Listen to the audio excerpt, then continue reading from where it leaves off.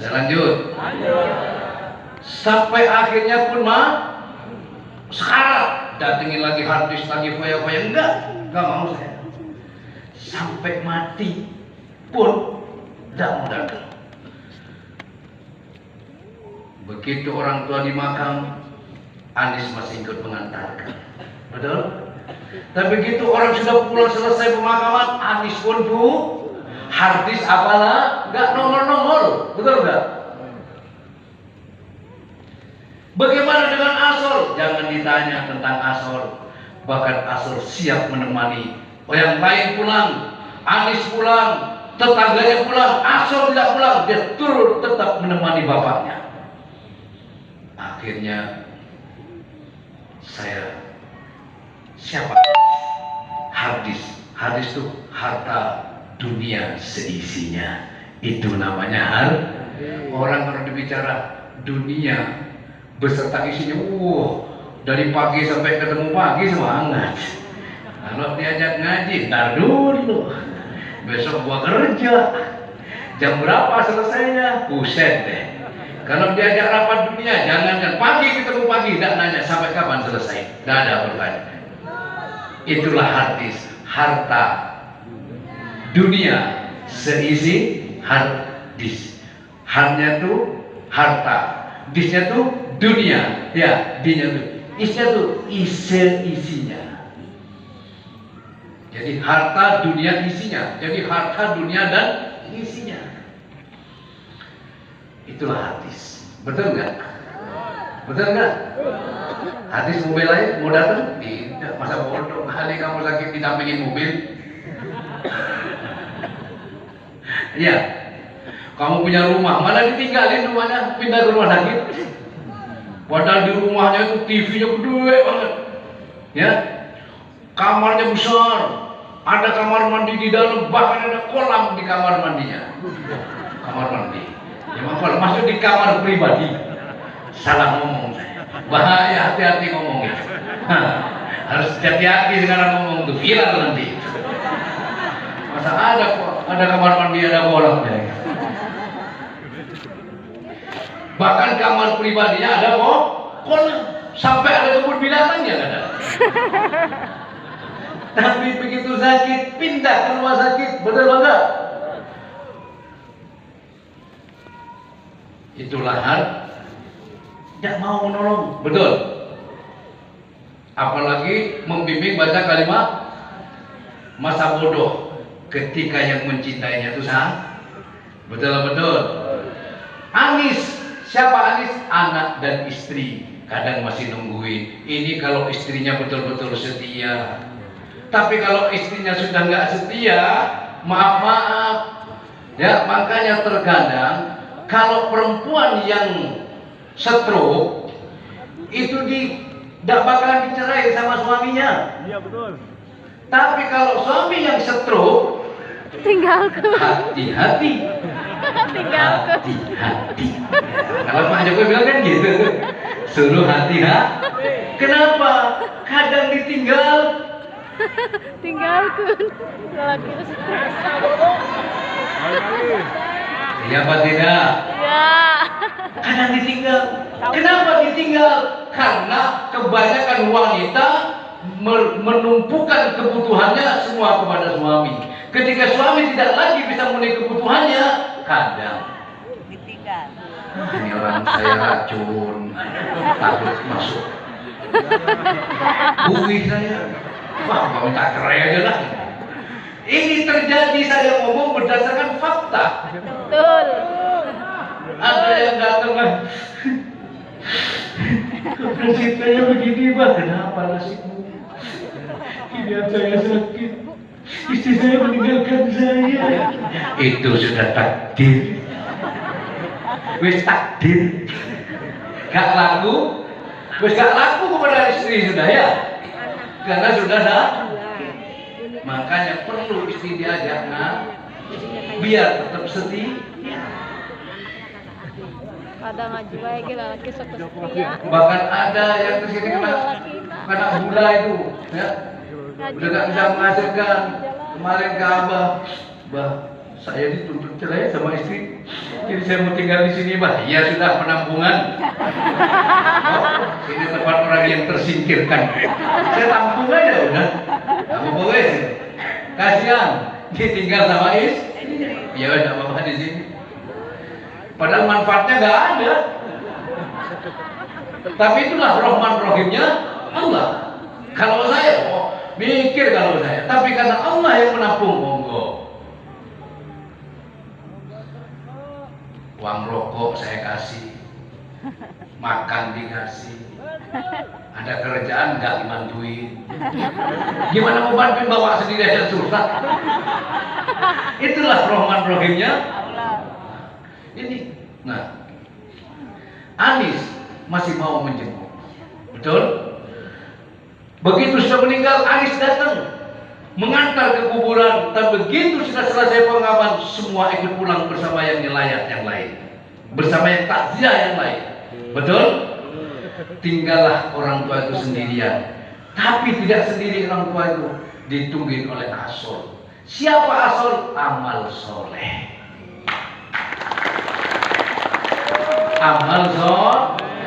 Amal soleh, buat beli HP 3 juta, no problem. Buat nyumbang son 100.000 masih ngumpulin dulu lama. Itu kadang cuma, bahkan ada yang nggak ngasih tuh. Gimana? Asal lah yang mendampingi bapak tadi, orang tua tadi. Begitu malaikat mungkar dan nakir datang, begitu malaikat mungkar mau menghajar yang namanya bapak tadi, mau dicambuk, digada, ditangkap sama Asal. Hai, tunggu dulu, hai malaikat. Siapa kamu? Saya Asal. Selagi masih ada saya, jangan coba-coba kamu menyentuh bapak saya. Katanya Asal, yang tadi di dunia itu disia-sia. Yang membela siapa? Asal amal solehmu, uang yang kau sedekahkan, yang kau buat menyenangkan orang lain, yang kamu buat jariah, itu yang akan membela kamu dari gadanya dan cabutnya malaikat mungkar dan nakir.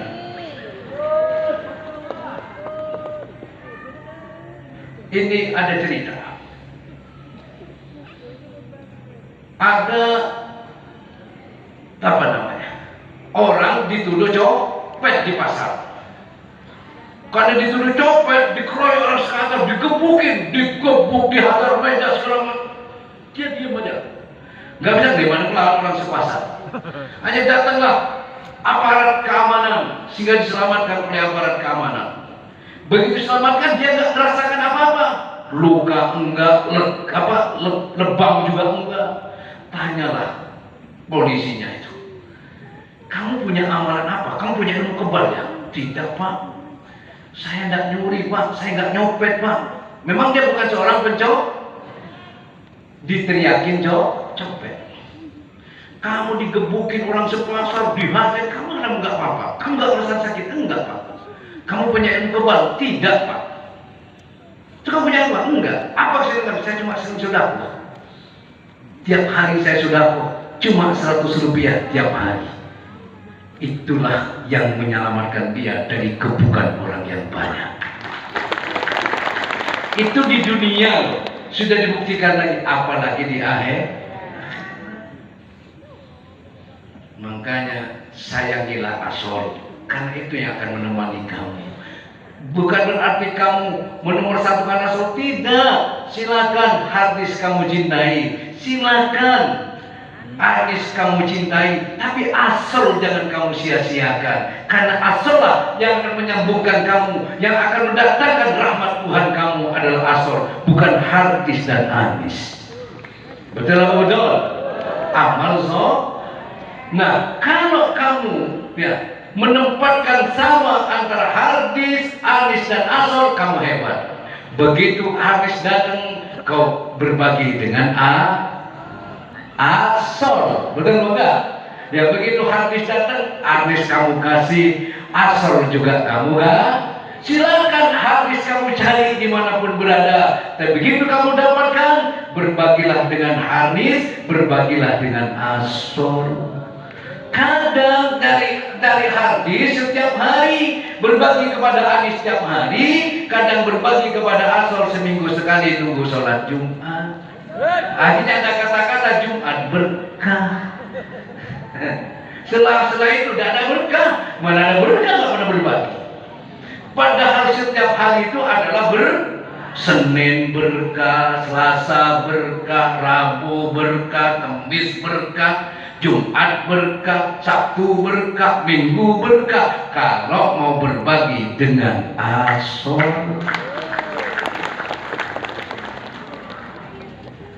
Betul apa tidak? Betul apa tidak? Hidup jamaah manakib? Emang luar? Sudah paham?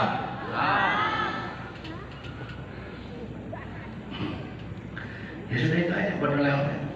Sudah takut ini.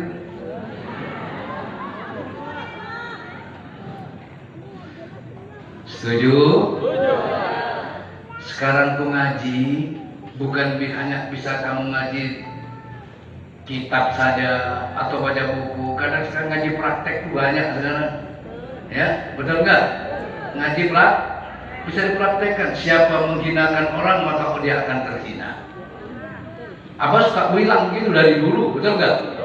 Lebih baik kamu menjadi orang yang terhina daripada kamu menjadi orang yang menghina. Betul kan? Lebih baik kamu menjadi orang yang difitnah daripada kamu menjadi orang yang memfitnah.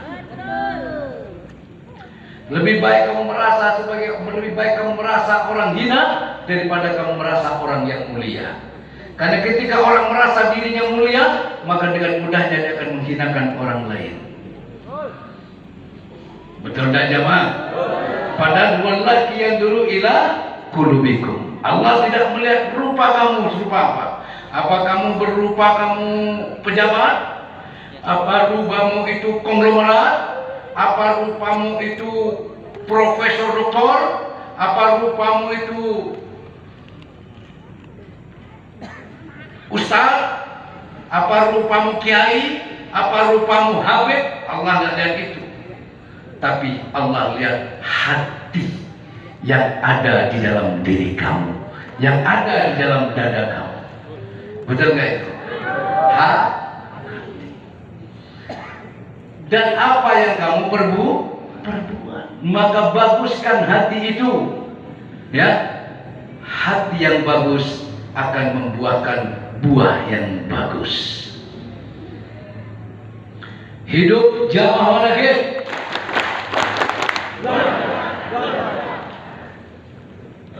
Ada orang ahli wudhu tak putus-putus. Sekali wudhu, sabunan dulu mukanya sampai habis sabu batang. Supaya apa? Mukanya biar glowing. Sekarang cuma mengglowingkan muka itu gampang. Datang ke salon, perawatan, lama-lama glowing. Kurang glowing, kasih kapur jenjet. Karena kapur itu, ya, sama sabun popor, insya Allah langsung lotok itu.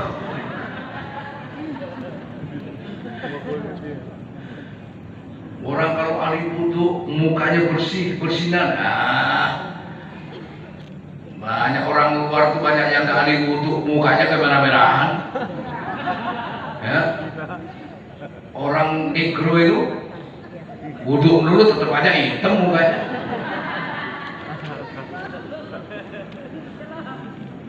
Yang dimana akan memancarkan aura yang menyejukkan, yang bikin teduh kalau hatinya bersih. Jadi ada Quran itu mengatakan innallaha yuhibbut tawwabina wa yuhibbul mutatahhirin. Ya. Sesungguhnya Allah itu mencintai orang yang bertaubat dan orang yang membersihkan dirinya atau mensucikan dirinya.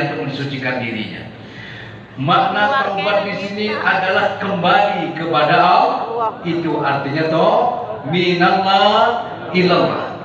Karena kamu selalu bertobat dalam usaha, kamu bertobat dalam duduk, kamu tobat dalam sholat, kamu tobat kumpul keluarga, tobat minallah ilallah semua. Ya benar nggak?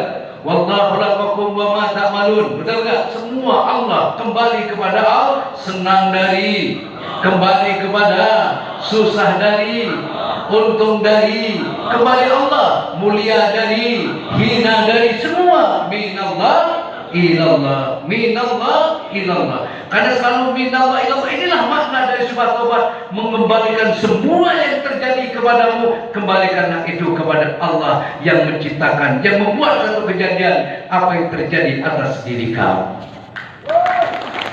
Ada gak yang ingin jadi orang melarat? Ada? Ada gak yang ingin menjadi bajingan? Ada gak yang ingin jadi telonte? Ada? Enggak ada. Tapi ketika takdir berkehendak, kau dan aku tak punya daya apa-apa untuk menolak apa yang terjadi. Betul. Ada yang ingin jadi pedagang teh, orang ngaji keliling? Ada? Ada yang ingin jadi pedagang kopi? Enggak ada. Kalau belum ingin jadi bos kopi. Betul. Betul? Betul. Yang pedagang teh kalau belum ingin menjadi punya perusahaan teh, tidak ada. Tapi itulah ketentuan Allah, la yusibana illa ma kataballahu lana. Tidak terjadi tukang teh, tidak terjadi tukang kopi, tidak terjadi ustaz, tidak jadi. Semua sudah ketetapan dari Allah. Maka jangan kamu merasa aku begini karena aku, kembalikan aku begini karena Allah yang menghendaki aku seperti ini. Betul.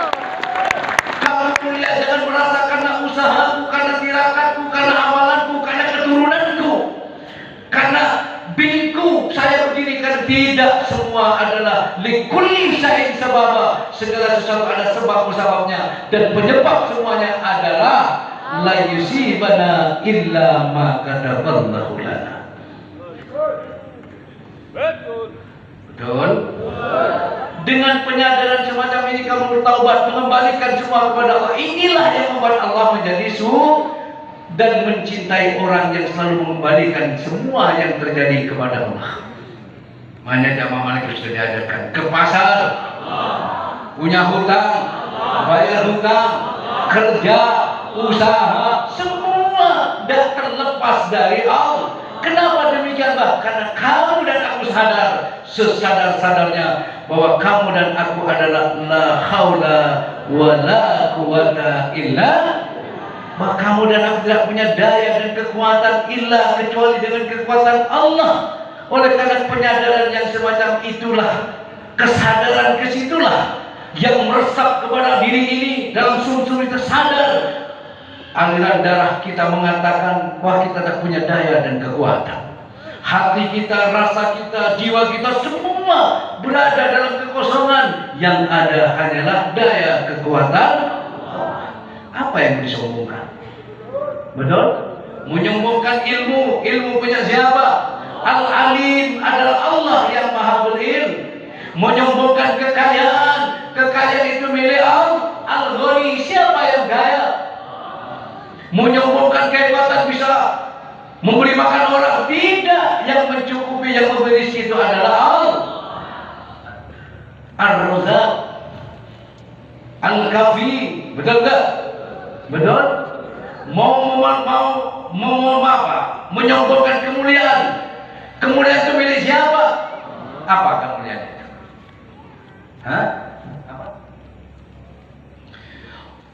Mau menunjukkan kekuasaannya, kekuasaan milik siapa? Allah yang punya. Betul enggak? Apa itu? Ya udah cari sendirilah. Saya nggak hafal itu. Namanya nggak hafal. Betul enggak? Apa artinya menghafal tapi tidak berada di dalam apa yang kamu hafal? Jadilah engkau pelaku ayat, nanti kamu akan ketemu dengan ayatnya. Al-Ghani, ada Al-Covid. Ya.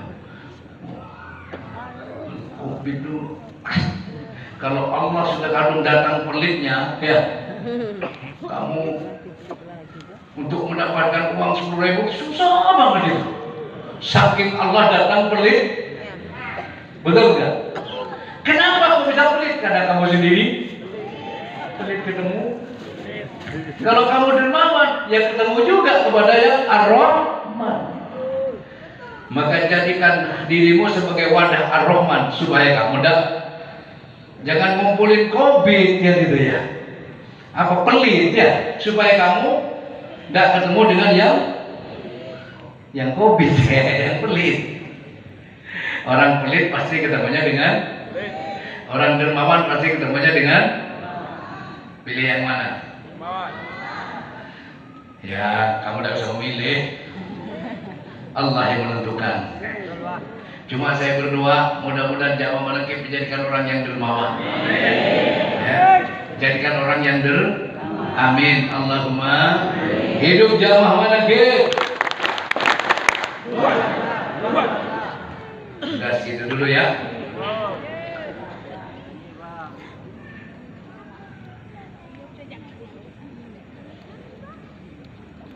Siapa yang ingin punya mobil? Saya menjual mobil Kijang. Ya. Ada saya yang mau beli mobil Kijang boleh, murah. Satu unit itu saya jual 1 juta. Spionnya saja. Kan satu unit sepi. Nanti spion dong, nanti 2 juta. Nanti kalau ada sekian, nanti di total sudah. Kalau komplit segini kan gitu. Kalau beli per unit ya segini.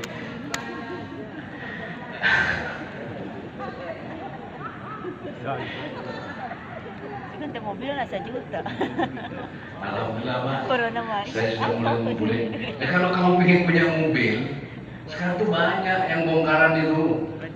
Langsung gas banyak Pak. Besok saya pengen punya mobil Avanza. Ya beli aja dulu. Saya punya duit buat spion, beli spionnya dulu dulu. Nanti beli wipernya dulu. Nanti habis itu beli roda. Setelah kumpul rakit jadi satu ya, datang kan mau montirnya. Saya punya bengkelnya itu. Tolong dong dirakitin kan. Ya di mobil. Sekarang tuh serba bisa sekarang itu. Kalau orang dulu mau punya rumah tidak bisa nyicil, harus beli tak dibangun, betul nggak? Kalau sekarang uang 1 juta bisa punya rumah, percaya nggak? Dulu orang ingin punya motor susah sekali, ya. Padahal harga motor cuma 300.000 waktu itu susah sekali. Yamaha 75 waktu itu berapa harganya? Murah. Tapi orang belinya susah. Sekarang motor mahal, beli itu gampang. Uang 1 juta cukup KTP, jadi paling bikin pusing tiap bulan. Risikonya cuma itu doang. Belinya tuh murah tiap bulan, pusingnya sampai selesai. Berapa tahun? Apalagi ambil kredit mobil berapa? 5 tahun. Waduh, tuh pusing selama 5 tahun. Terkadang saya dan sampai itu dicukur diri sendiri nggak nyadar. Ya. Tahu nggak? Ketika kamu pusing setoran motor, pusing setoran rumah, kamu pusing. Wah ini setoran rumah ini. Rumahnya ketawa. Motornya, ngapain pusing? Lu kan bayarin gua, lu bayarin lu sendiri. Justru gua yang jadi korban kata motor. Betul nggak gitu? Jadi hidup ini harus menerap. Jangan merasa dunia itu bikin pusing kita. Kita lah kadang yang dibikin membuat pusing dunia. Ya. Coba kamu sadarkan semua kepada Allah. Datang debt kolektor, tidak kuat bayar 3 bulan, dicari, tidak usah kabur-kaburan, kasih saja lunas. Anggap saja sewa. Tuh hebat tetangga saya. 3 bulan sekali motor ganti. 3 bulan sekali motor ganti. Hebat dia. Kok ganti-ganti bosan saya. Saya bersyukur untung saya ikut istri saya gak bosan kan gitu. Kalau motor saya bosan 3 bulan ganti, gak ganti aja dibayarin. DP doang ya. DP doang. Anggap sewa. Yang penting hidup itu pandai bersyukur. Jadi kalau ingin dicintai Allah, bertaubatlah kamu dalam segala situasi dan kondisi. Bukan hanya tobat, dulu saya nyuri mangga, sekarang saya tobat, tak nyuri lagi. Tidak. Sholat juga harus tobat. Gimana caranya sholat tobat, Pak? Merasa, ya, bahwa kamu sholat karena diberikan kekuatan oleh Allah, diberi hidayah oleh Allah, sehingga kamu bisa sholat. Merasa. Jangan merasa kamu bisa sholat karena merasa usaha kamu, karena merasa kehebatan kamu, kerja keras kamu sehingga saya bisa menegakkan sholat 5 waktu. Tidak. Itu tidak terlepas dari pertolongan Allah, tidak pula terlepas dari hidayah Allah. Ini yang dimaksud menyadari saya sholat, merasa karena Allah lah yang beri kekuatan saya sholat. Itu baru namanya sholatnya tidak lupa. Hah? Setuju ya? Hidup jamaah mana ge? Kamu usaha berhasil, tidak membaca diri kamu. Alhamdulillah, berkat Allah semua usaha saya bisa berhasil. Dari tidak punya mobil, ya. Dari tidak punya rumah. Semuanya berkat Allah. Kalau nggak diberi hidayah sama Allah, kekuatan Allah, mana mungkin saya bisa kuat menjalankan usaha ini. Kan gitu, semua itu dari Allah. Semakin kamu mengembalikan semua yang terjadi padamu, merasa semua itu dari Allah, maka apa yang kamu pegang akan menjadi barokah. Apa yang kamu jalankan akan menjadi berkah. Apa itu barokah? Kebaikan dari Allah. Merasalah selalu. Sampai apa bilang itu kan? Denyut nadiku, detak jantungku, gerak, ini gerak loh ya, langkahku. Jadi gerak itu bergerak dalam hal apa saja sudah ya. Bergerak dalam usaha, bergerak dalam profesimu ya, dan melangkah manapun kamu langkah, karena Dia Allah lah yang menggerakkan semua itu. Inna sholati wa nusuki wa mahyaya wa mamati lillahi rabbil.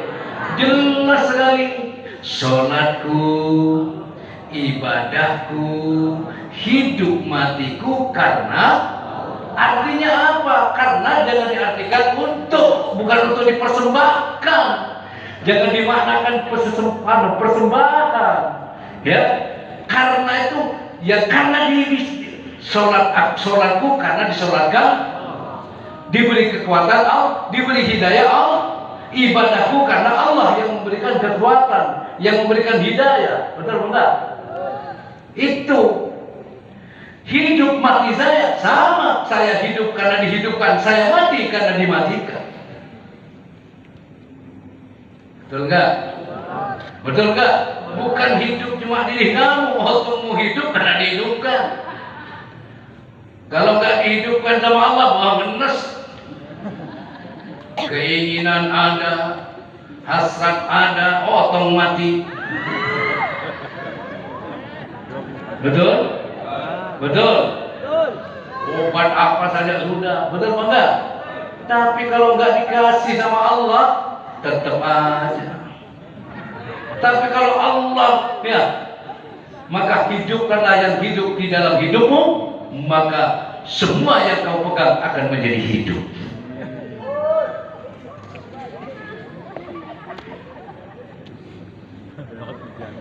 Ya sudah segitu aja. Ingat itu. Ini cara melepaskan kesombongan. Orang sombong itu bukan mentang-mentang punya mobil lalu bim, pakai kacamata, wajar pantas. Ya, pakai suatu pantofel, ya, pakai celana jeans, ya, pakai jas, atau pakai celana, pakai jas, pakai kacamata, naik mobil, pantas. Orang sombong banget, pakai jas segala macam, jalan pakai angayun lagi, mana kayak jalan begitu? Mau jalannya agak mendeng-deng, gimana mendeng-deng, mau jasnya agak seret gitu kan?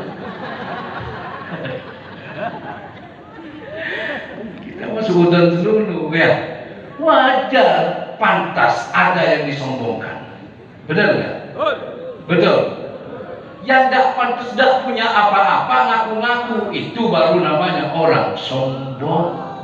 Punya mobil, ngaku punya mobil, wajar. Nggak punya mobil ngaku punya, padahal punya orang dipamer-pamerin, sombong nggak? Itu yang sombong. Sama, hidup kita nggak punya apa-apa. Jangan kamu mengaku jangan pernah merendahkan orang lain. Kenapa? Karena yang kaya dia yang punya, yang miskin dia yang punya. Betul. Maka pandanglah orang yang miskin dengan pandangan imanmu, supaya kamu tidak merendahkan orang yang miskin. Pandanglah orang yang kaya dengan pandangan imanmu, supaya kamu tidak silau dengan orang yang kaya. Paham maksudnya? Paham? Pandanglah orang yang kaya itu dengan pandangan iman kamu. Kalau sudah kamu sama memandang yang kaya dengan iman, yang miskin memandang yang iman, firman Tuhan di dalam kitab sucinya Al-Quran, miskin dan kaya itu sama, kan gitu. Sesungguhnya keduanya itu hanya ujian bagi orang-orang beriman. Mampukah si miskin menjalani penderitaan? Berimankah dia di dalam kekurangan? Mampukah si kaya mengendalikan hawa nafsunya? Hawa nafsu, hawanya diri ini mampukah dia mengendalikan? Berimankah dia di dalam kelebihan? Lanjutkan.